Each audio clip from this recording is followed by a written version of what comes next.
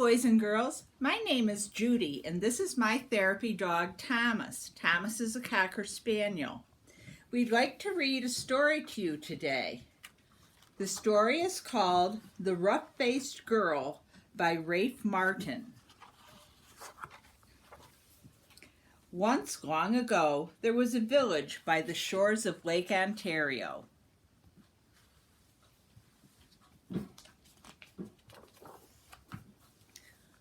Off from the other wigwams of this village stood one great huge wigwam. Painted on its side were pictures of the sun, moon, stars, plants, trees, and animals. And inside this wigwam there was said to live a very great, rich, powerful, and supposedly handsome invisible being. However, no one could see him except his sister, who lived there too. Many women wanted to marry this invisible being, but his sister said only the one who can see him can marry him. Now, in this village there lived a poor man who had 3 daughters. The 2 older daughters were cruel and hard-hearted, and they made their youngest sister sit by the fire and feed the flames. When the burning branches popped, the sparks fell on her. In time, her hands became burnt and scarred. Her arms, too, became rough and scarred. Even her face was marked by the fire, and her beautiful long black hair hung ragged and charred. Those 2 older sisters laughed at her, saying, "Ha! You're ugly, you rough-faced girl," and they made her life very lonely and miserable indeed. Stay here, T. Yes, good boy. Are you looking? You want to see, TT? Look. Oh, look at the book. No, stay here. One day, these 2 older sisters went to their father and said, "Father, give us some necklaces. Give us some new buckskin dresses. Give us some pretty beaded moccasins. We're going to marry the invisible being." So their father gave them these things. Dressed in their finest, the 2 girls marched through the village. All the people pointed and stared. "Look at those beautiful girls," they said. "Surely they shall marry the invisible being." And if those 2 girls were proud and hard-hearted before, they were even prouder now. They walked haughtily through the village. At last they came to the wigwam of the invisible being, and there was his sister waiting.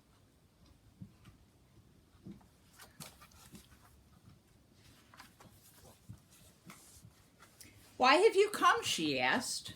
"We want to marry the invisible being," they answered. "That's why we're here." "If you want to marry my brother," she replied, "you have to have seen him. Tell me, have you seen the invisible being?" "Of course we've seen him," they insisted. "Can't you see how pretty we are? Can't you see the beautiful clothes we wear? Oh yes, anyone can tell we've truly seen the invisible being." "All right," she said quietly. "If you think you've seen him, then tell me, what is his bow made of?" And suddenly her voice was swift as lightning and loud as thunder.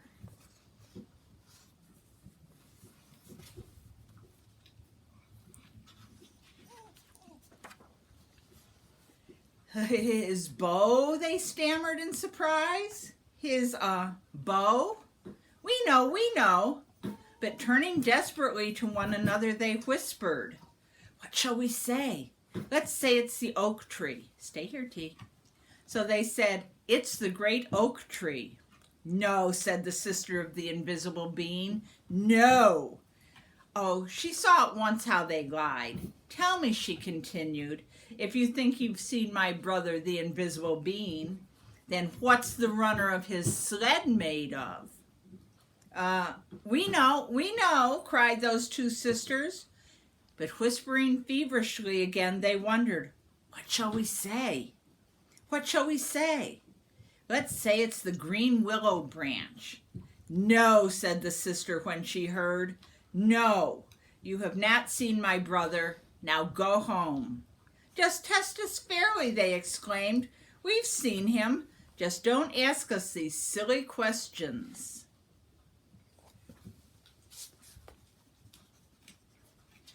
Oops, Titi, what happened? All right, said the sister of the invisible being. Come with me. And she took them back to the great wigwam and sat them in the seats furthest from the entrance, the guest seats.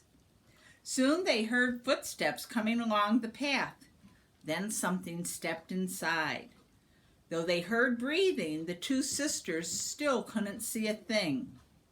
Suddenly, a great bow and a beaded quiver of arrows appeared in the air and were set down.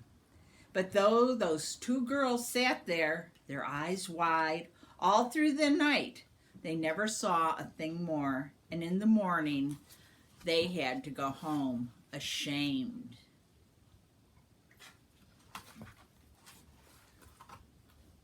You make a good table, Tom. The next day, the rough-faced girl went to her father and said, Father, may I please have some beads? May I please have a new buckskin dress and some pretty moccasins? I am going to marry the invisible being, for wherever I look, I see his face. But her father sighed.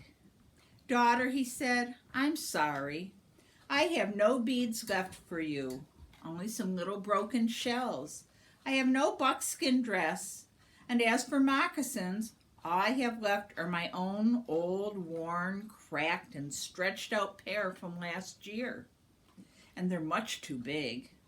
But she said, whatever you can spare, I can use, and so he gave her these things.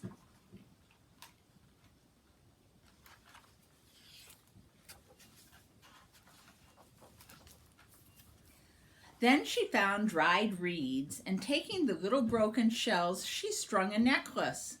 She stripped birch bark from the dead trees and made a cap, a dress, and leggings. Stay here, Tom. Listen to the story. Then, with a sharp piece of bone, she carved in the bark pictures of the sun, the moon, stars, plants, trees, and animals. She went down to the lake shore and soaked the moccasins in the water until they grew soft. Then she molded them to her feet. But they were still too big, and they flapped like duck's feet as she walked. Then all of the people came out of their wigwams. They pointed and stared. Look at that ugly girl, they laughed. Look at her strange clothes. Hey, hey, go home, you ugly girl. You'll never marry the invisible being. But the rough-faced girl had faith in herself, and she had courage. She didn't turn back. She just kept walking right through the village.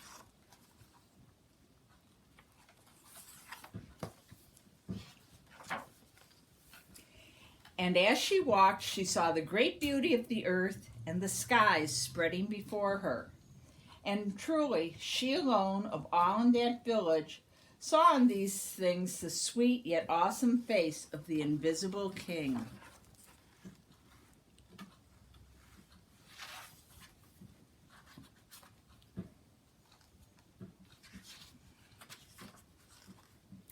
At last she came to the lake shore just as the sun was sinking behind the hills, and the many stars came glittering out like a fiery veil in the darkening sky overhead. And there, standing by the water's edge, was the sister of the invisible being waiting. Now, the sister of the invisible being was a wise woman. When she looked at you, she didn't see just your face or your hair or your clothes. No, when she looked at you, she would look you right in the eyes, and she could see all the way down to your heart. And she could tell if you had a good, kind heart or a cold, hard, cruel one. And when she looked at the rough-faced girl, she saw at once that though her skin was scarred, her hair burnt, her clothes strange, she had a beautiful, kind heart. And so she welcomed her dearly, saying, "Ah, my sister, why have you come?" And the rough-faced girl replied, "I have come to marry the invisible being."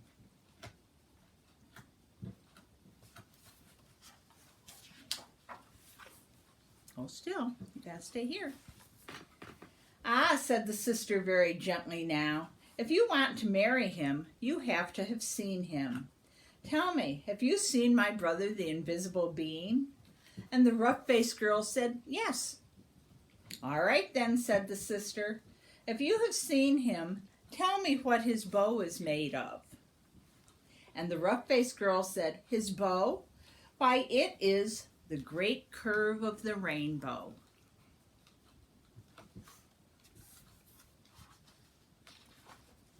Almost done, T.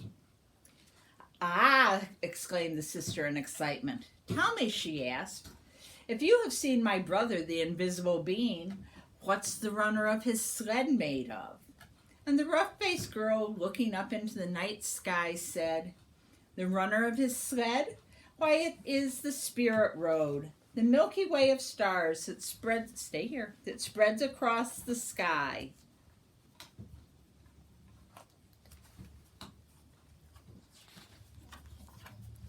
Ah, cried the sister in wonder and delight, you have seen him. Come with me. And taking the rough-faced girl by the hand, she led her back to the great wigwam and sat her in the seat next to the entrance, the wife's seat. Then they heard footsteps coming along the path, closer and closer. The entrance flap of the wigwam lifted up, and in stepped the invisible being. And when he saw her sitting there, he said, at last we have been found out. Then smiling kindly, he added, and oh, my sister, but she is beautiful. And his sister said yes. Almost. The girl of the invisible being then gave, the sister of the invisible being then gave the rough-faced girl the finest of buckskin robes and a necklace of perfect shells. Now bathe in the lake, she said, and dress in these. And so the rough-faced girl bathed in the waters of the lake. Suddenly all the scars vanished from her body. Her skin grew smooth again, and her beautiful black hair grew in long and glossy as a raven's wing. Now anyone could see she was indeed beautiful, but the invisible being and his sister had seen that from the start.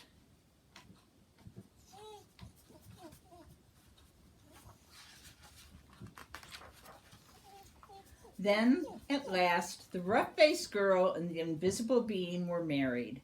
They lived together in great gladness and were never parted. The end. Thank you, Thomas and boys and girls, for listening to our story. That's it. Stop. You're not. Get off.